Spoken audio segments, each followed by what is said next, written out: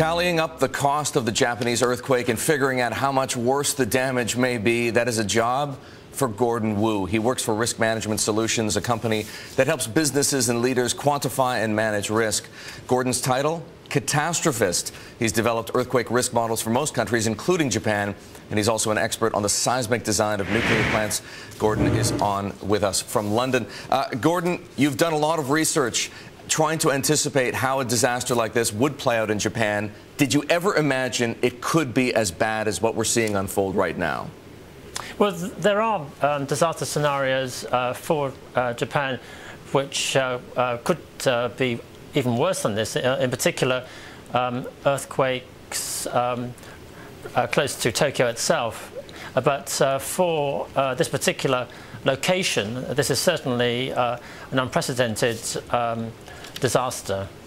Well, Gordon, I've taken a look at some of your research, and you did address the risk of a nuclear failure, but a risk that had to do more with the collapse of a containment dome because of the power, let's say, emanating from the earthquake itself, not so much the tsunami.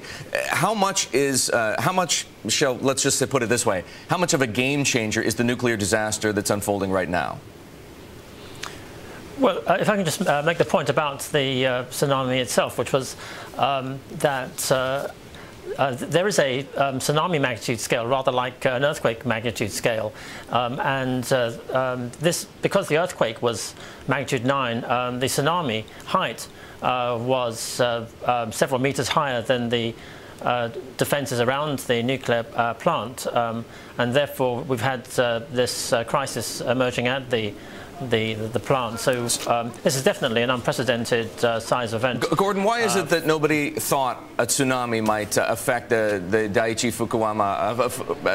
Fukushima plant the way that it did? And are there other areas in the world that you've looked at that now maybe you have to reevaluate because of that tsunami risk?